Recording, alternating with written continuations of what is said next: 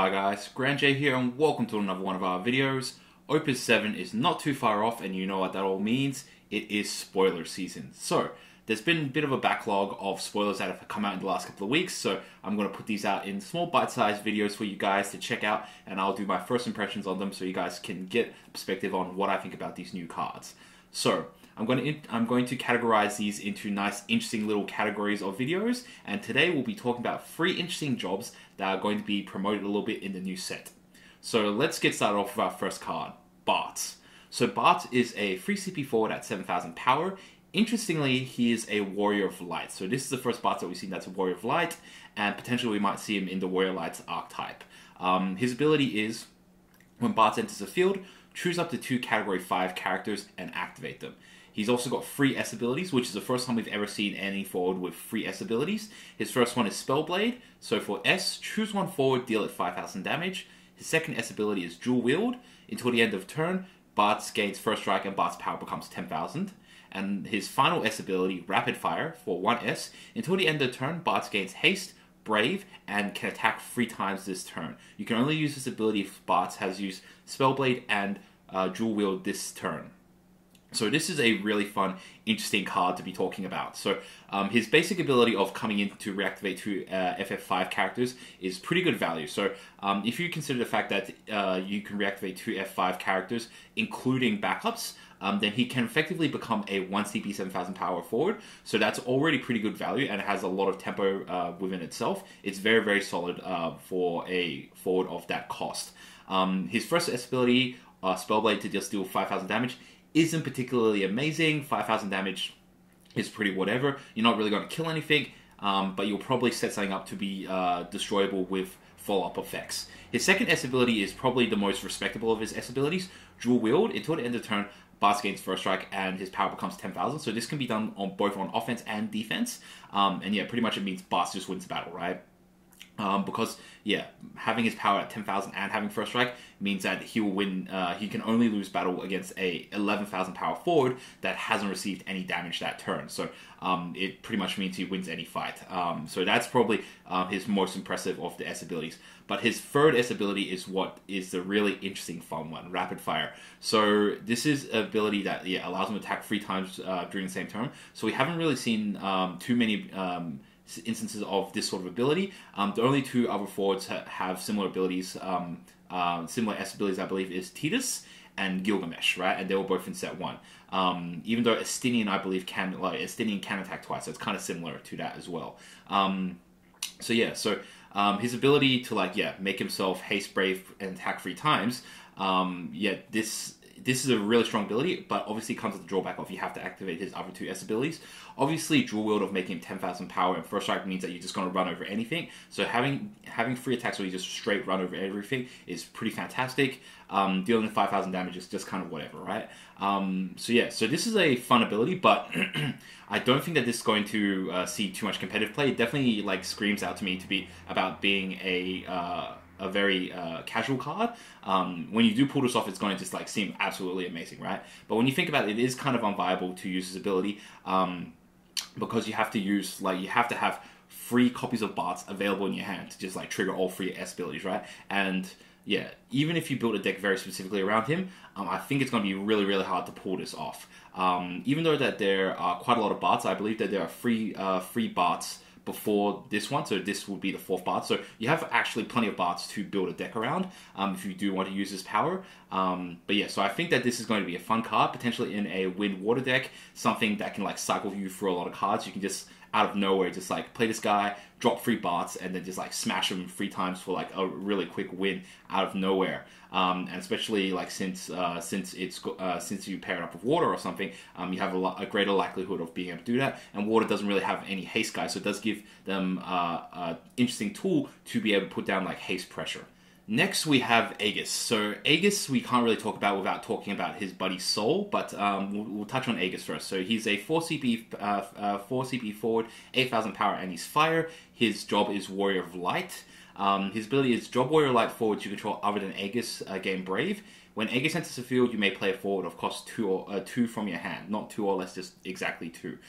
So when you look at this card, it is reasonable value, right? So being able to play a 2 CP forward from a 4 CP forward that's 8,000 power is already good value, right? It kind of makes this guy a 2 CP forward himself that also has the bonus of giving all your other warrior lights Brave.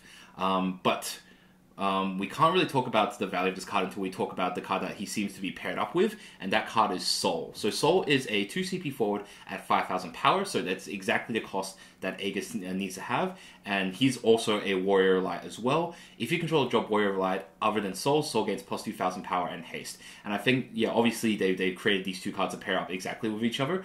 So obviously when you play Akers, you get to play, you can play a Soul for free, and obviously while you have Akers on the field, Soul is going to be able to trigger off his ability, gain plus 2,000 power, and have haste.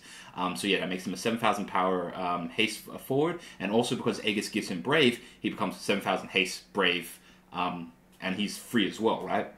So I think obviously these two cards pair up very well with each other, but having the Warrior of Light job title is what I think is really going to push these cards forward that extra step, right? So imagine if you have a Soul and then you pair it up with a Fire Lunaf, that's gives him extra 1,000 to put him up to 8,000, or if you have the Light Warrior of Light that can make it so he has 2,000 damage reduction, even amongst other Warrior Light support, having Wall, Arya, and Sarah to search and return and to recur these Warrior Lights, just give them that extra bit of push. It might create a interesting, more fire-orientated Warrior Lights deck. So this is definitely a pair that I'm very interested to try out, to playtest. I'm still a little bit skeptical on their competitive play, but I think that this is a very good pair of forwards that Fire can use to sort of like bring it more in line into competitive play. Next, and our final Warrior of Light spoiler for this set, in this video, is Krill. It is a 4 CP forward at 8,000 power. Her job is Warrior of Light. The costs required to cast your summons can be paid with CP of any element. When you cast a summon, choose one forward. It gains plus 1,000 power until the end of the turn, and also discard one summon until the end of the turn. Krill cannot be chosen by your opponent's abilities. So this is an interesting forward that has 3 different abilities, and like I said before in the past, anytime you have a forward that's on curve and has 3 separate abilities, it's probably going to be pretty good. In this case, I'm a little bit skeptical still, right? So its first ability is kind of a utility ability of, allowing you to play summons with any sort of CP. Unfortunately, there's already plenty of ways that you can sort of get around that already. Like just simply playing a card like Shantoto, or playing a card like Chaos or Cosmos allows you to very easily color fix. And like now that Earth has another card like in the form of Leo, it allows you to use a whole bunch of different colors, right? So it allows you to play summons with any sort of CP, but it doesn't change the color or the element of the CP that you used to pay for it, right? So if you wanted to play Cactar and you spend all Earth CP to do it, it still only does 4,000 damage, right? As compared to Leo, which allows all your backups to create any color or any element CP. Its secondary ability of, whenever you cast a summon, choose a forward to give a plus 1,000 power. So that's a power very similar to Garnet, and Garnet was a card that saw a lot of play during the Opus 3 meta, and even in the Opus 4 meta to a certain degree as well. So it's pretty solid, but it only chooses one forward to give it plus 1,000 power, as opposed to giving plus 1,000 power to your entire board. It's a little bit weaker than that. And its third ability to discard a summon to make Krill unchoosable by abilities, it is a pretty solid ability, but discarding a summon is kind of a steep cost in order to do that. So effectively, that is very much like 2 CP, but it's very specific 2 CP in the form of being a summon, right? In my opinion, the real strength of this card is the fact that it is another copy of Krill. Now, I do remember a lot of people were super excited for the earlier version of Krill that was a 2 CP forward that could use Spellblade, like 2 different Spellblade S abilities, right? But the one problem with it is that they didn't have an extra copy of Krill to sort of increase the number of times you can use this S ability. And now that we have a new Krill, this card may see play, if anything, just as S fodder for the other Krill. So this card itself, not too impressed with it. Even though it's a Warrior Light, I don't think that sort of really pushes it into the Warrior Light archetype. Moving on to the next job I want to highlight it is Guardian. So Guardians is a job in Final Fantasy X, and here we have Kimahri. It is a 6 CP4 at 9,000 power, so it's a little bit overcost, but its ability is the cost required to play Kimahri onto the field is reduced by 1 for each job Guardian you control. And it has 2 other abilities as well. So job Guardians other than Kimahri you control cannot be chosen by opponent's abilities, and category 10 characters you control cannot be chosen by your opponent's summons. So this card is very similar to the Goldwing type effects that we saw in Opus VI. So yeah, so it's going to give your Guardians that protection of not being able to be chosen by stuff. And pretty much since all Guardian forwards I think all Guardian forwards or all Guardian cards all happen to be category 10, they pretty much all just have like unchoosability, like straight up, right? His first ability of reducing his cost by 1 for each Guardian you have on the field, that's not just Guardian forwards, that's Guardian forwards and backups, right? So it's very possible to get this guy down to 4 CP. Unfortunately, I've looked this up earlier, and there only seem to be 5 Guardians in the game so far before this stage. So we have Auron, we have Jekt, we have Tidus and Lulu, right? So and also Kimahri technically. So Kimahri, obviously you can't have a Kimahri backup and also play this Kimahri at the same time. Although in category series it might be an interesting thing to do. But yeah, obviously that limits you down to the other 4 Guardians, right? So Tidus, there is probably a relevant Tidus for Kimahri to be played with, whether that's the Tidus that buffs your guys, or whether that might be the Tidus that has Blitz Ace, right? Lulu, she's either lightning, or in this set she'll be fire as well. And then you have Auron and Jekt, right? The 2 Aurons weren't particularly amazing, and Jekt is arguably one of the worst legendaries in the game. Arguably one of the worst legendaries in the game. I was actually debating this with a friend, Matiski, or Shikadi a little bit earlier in last month. And yeah, so unfortunately, there's not a lot of Guardians in the game that can sort of reduce his cost further. If you can get like more Guardians down, even 3 Guardians, so you can push them down from 6 cost to a 3 CP forward at 9,000 power. That's actually really quite good, and also giving your guys like that ability of not being chosen is really, really strong. So obviously, the real playability of this card really depends upon the strength and the playability of the other Guardians that we have in the set, whether we're going to have a Jekt or whether we're going to have an Auron that's going to be smaller and more playable, and that's going to highly determine like the playability of this card. So talking about Lulu, like I said earlier about Kimahri, Lulu in this set has been color changed to a 2 CP fire backup. So Lulu's ability is when Lulu enters the field, choose 1 forward, you may put a backup other than Lulu you control into a break zone. If you do, deal it 7,000 damage. So Lulu is able to sacrifice one of your backups to deal 7,000 damage to a forward when she does enter play. So this is a pretty powerful ability, but it does come with a very specific drawback, right? So for 2 CP, dealing 7,000 damage as a backup is actually like a huge amount of value, but obviously you do have to sacrifice a backup for it, right? So obviously the most useful instance of this is if you sacrifice a backup that has some sort of enter break zone ability, or if you sacrifice a backup that's unique that you want to be able to play again, right? And Fire already, it does seem to have quite a couple of these sort of one-time use backups, such as like cards like Black Waltz and Irvine and that sort of stuff, where they come in, deal a solid packet of damage, but unfortunately you can't play any more onto the field because they're unique backups. So Lulu allows you to break them, deal 7,000 damage in the process, and also clears you up to allow you to use those specific backups again in the future. So this is more of a utility card as opposed to a control card in my perspective. That being said though, Fire hasn't really seen much play in the metagame for a long time. I definitely think that this card is pretty solid, but you definitely have to build your deck around her. My belief is that she's probably going to be one of those cards where you're going to build a Fire deck, and then you're going to notice that Lulu will be good in that Fire deck, as opposed to building a Fire deck specifically around Lulu's ability herself. Next, we have Tidus. So this is a Japanese spoiler that came out recently. So it's a 4 CP forward at 9,000 power. His job is Guardian. So I did check this online. So yeah, that Japanese text there, it does say Guardian. And his ability is when Tidus enters play, choose 1 character you control and return it to your hand. So yeah, so obviously that ability is a drawback to compensate for the fact that he is above the curve.